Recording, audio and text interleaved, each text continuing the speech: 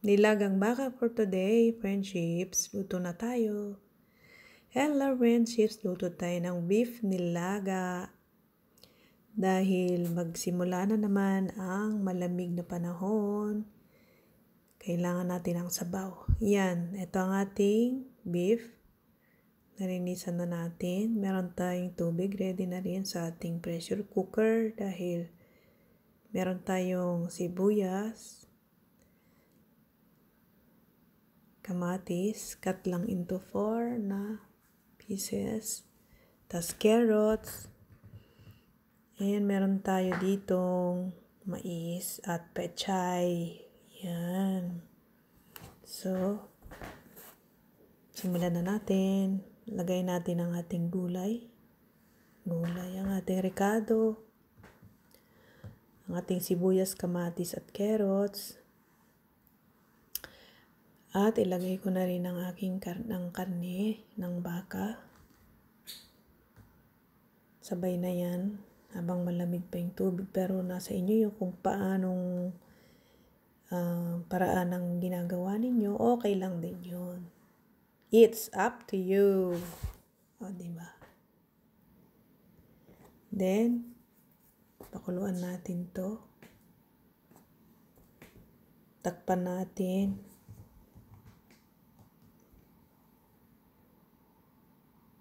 Lagyan natin ng konting asin lang para hindi magkaroon siya ng lasa agad-agad, hindi man ganun na templado na, pero para hindi matabang na matabang.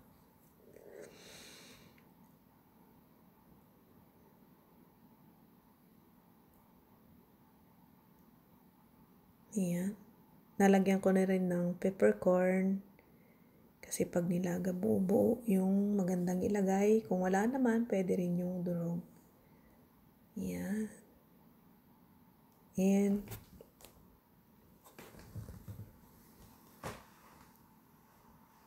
pakukuluan natin to ng mahigit isang oras. Ay, hindi, dahil sa pressure, kung normal lang na pakulo na walang pressure cooker, siya ay 1.5 hour. Pero kung may pressure cooker naman, 30 minutes ay okay na yon. Yan, after 30 minutes, tinanggal ko ng cover at titingnan natin kung gano'n nakalambot. Okay na. And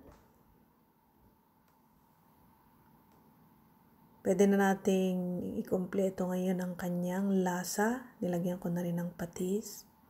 Kung ayaw niya naman ng patis, pwede lang din wala. Pero may nor cubes na rin siya. At paminta ring durog. Konti. And haluin.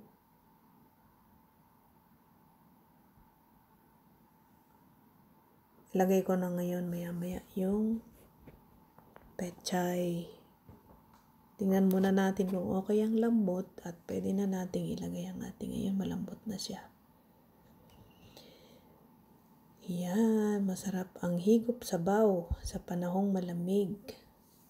Tag-ulan pa.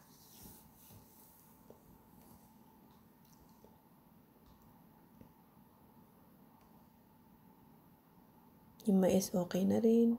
Malambot na rin siya. At iba yung lasa pagka siyempre may mais. Mas malasa siya. Lagyan na natin ang pechay. Mabilis lang maluto ang pechay. Mga wala pang 10 minutes yan. 5 minutes lang yan para half-cook. Dahil pag inahon yan, naluluto pa rin siya dahil sa mainit na sabaw. Yan. Takpan natin.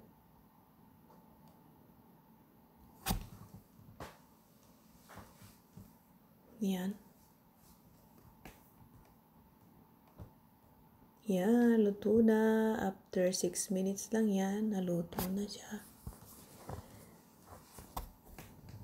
Ready na ang ating beef nilaga. Siyempre, ang ating favorite na portion ay ang tumikim at magsando. Iya. Yes. Yes, yes. Kakain na tayo. Lagyan natin ng mais.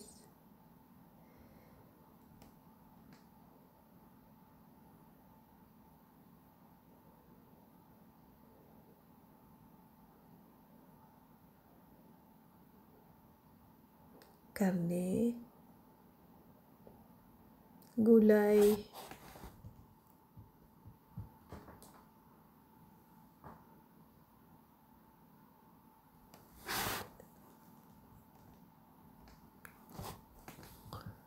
Yan, sabaw, syempre. Tikman natin. Mainit. Hindi ko kayang hawakan. Patong na lang muna natin dyan at tayo ay titikim. Sabaw muna. Ayan, lagyan muna natin ng display. Palamuti yung kamatis. O, diba? Para mag-ano naman yung kulay niya. May mamula-mula konti. Sarap nito sa sili, pag mahilig kayong magsili. Pigayin mo lang ang sili dyan sa sabaw. Okay na, solve na ulit. Yan. Tikman ng malasahan.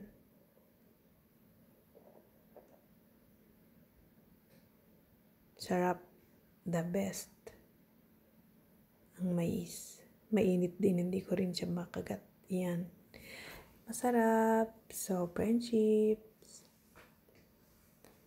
Luto na rin kayo ng nilagang baka.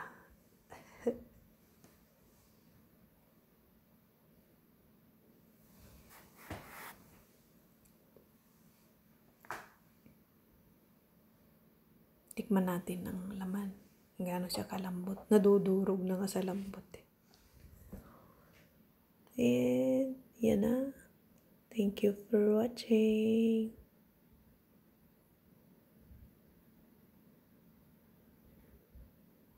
Ito na ang ating nilagang baka. Close up pa daw natin.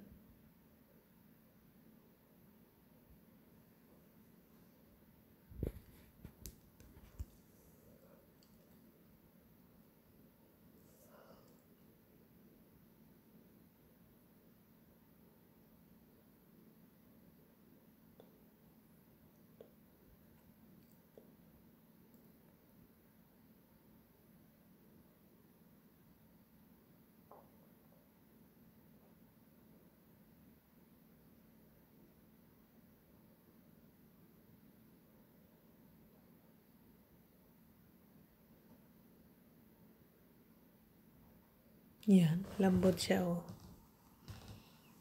Tikman natin.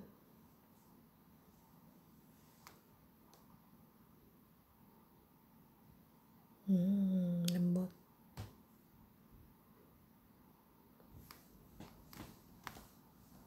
Thank you for watching, friendships. Bye. Love, love. God bless.